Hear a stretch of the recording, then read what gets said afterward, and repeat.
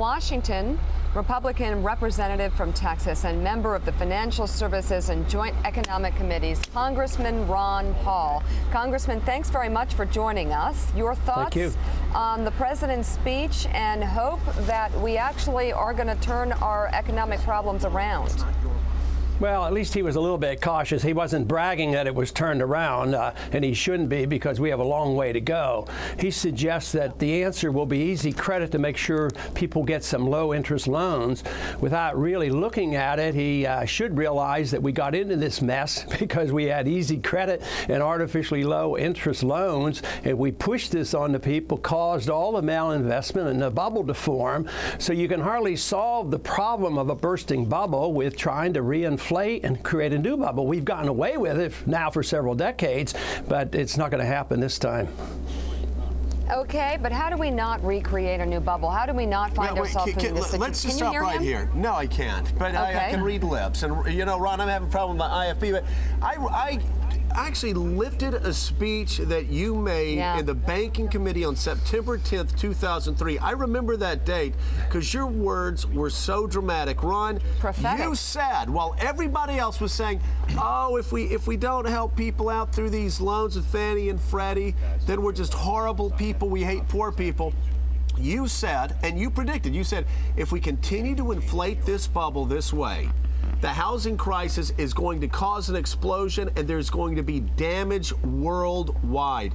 What did you know, Ron Paul, in 2003 that nobody else on the Banking Committee or in the United States Congress or in the media know? What did you know? Well, I think it reflects an understanding of economics. I didn't know anything special other than the fact that I have studied Austrian economics, and their understanding of the business cycle comes from the Federal Reserve, the creation of credit. And we've been working with Keynesian economics since the Depression. We've had perpetual bubbles and recessions and ups and downs and inflation. And Nixon really sealed it over when he says we're all Keynesians now. And we still are in Washington. They still use Keynesian economics to try to solve these problems. So it isn't all that complex. If you interest rates are very, very important. Prices are very, very important in a free market. And when you distort prices, like when wage and price controls, everything sees up. Nothing can happen. But when a Federal Reserve comes in and fixes the prices of interest rates, you deceive the savers and the spenders and the investors. People believe that there's been a lot of savings and interest rates are very low, and that wasn't the case. We weren't saving a penny. We were giving low interest rates because we were creating money out of thin air, and that's why I keep coming back to the Federal Reserve. It was the policies of the Federal Reserve that created this, and we shouldn't have been surprised at all that we eventually had this tremendous financial crisis. So, Congressman, is your solution then to get rid of the Federal Reserve then? I mean, or what else are you proposing we do here to make sure this kind of stuff doesn't happen again?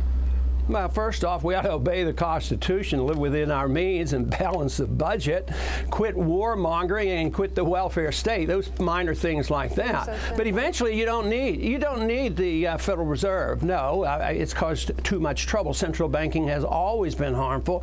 It's a seductive way of financing big government. Conservatives love it because you can pay the military bills. Liberals love it because you can pay the welfare state bill. But it's all deception. It's all a tax. It eventually destroys and hurts the very people you're trying to help. You try to help poor people by giving them stuff for free, but you end up giving them inflation. They're the first ones to lose their jobs. They're the ones who suffer the most from inflation. We have inflation today much more so than anybody admits, because that's why the cost of medicine is so high and the cost of education is so high. It's the devaluation of the dollar. So with all this good intentions of helping poor people, the very people who are doing this are actually making it much more harmful and hurting those they want to help. Ariana, let's talk about September 15th today. You have been writing in the Huffington Post for some time about the fact that this administration and the last administration couldn't stand up to Wall Street, couldn't pass the tough regulations that need to be passed. You still think that's the case? And out here, Andy was just saying you took on Larry Summers. Well, yesterday when Larry Summers spoke, I asked him whether he really believed that they would have fundamental reform of Wall Street, because they've been saying that ever since the administration took office. And the truth is that they're all like the captain of a ship telling us we're going to go in this new direction, but the autopilot in the boiler room is set in a different direction than the one they want to take us. The same direction. The same direction that we are going now. Yeah. And the autopilot is really controlled by the lobbyists in Washington. You know, thousands of lobbyists spending literally tens of millions of dollars undermining reform efforts. Remember what happened? This is critical to the Cram-Down Amendment. And I'd love to ask Congressman Paul about that. The Cram-Down Amendment was critical to the foreclosure reform efforts, because without that, without being able to modify your mortgages, nothing is going to work. So now we're having thousands of foreclosures every day, which is affecting the whole community. These are not just people who took crazy subprime loans. These are people who are losing their homes because they lost their jobs. There was a moving article in the New York Times about over 1 million school children are going to school right now homeless. This is having a huge impact, not just on this generation, but on the next one. And the administration is still more concerned with saving Citigroup and saving the big banks, the big 5 banks that are now much bigger than they were a year ago. And you know the thing, and you started to bring it up, and it's a question, Ron, that I keep raising on this show. Why is it that the same people, and I know, Ariana, you'll agree with me, the same people that got us in this mess, whether you're talking about Tim Geithner, that was at the wheel of that ship for a very long time, or whether you're talking about Larry Summers, that was in part of some things that happened in 98 and 99, or whether you talk about Hank Paulson that was pushing for 40-to-1 leverage rates. Why is it that these same people that got us in trouble are the same people that are still running this economy? Well, they're in charge and they have the power and they still believe it. I mean, they're believers in Keynesian economics, but they're the ones who caused the trouble. Look, the president wants to give more power, to the Federal Reserve. And if you come anywhere close to my understanding of the Federal Reserve, that's the last thing. I want to get rid of the Federal Reserve, and here he wants to enhance it. But I think they're locked in. Whether they're Republicans or Democrats, they're going to support the corporations. Even in medical care reform, who do you think is going to come out well on this? Corporations, drug companies, and insurance companies, they're being protected.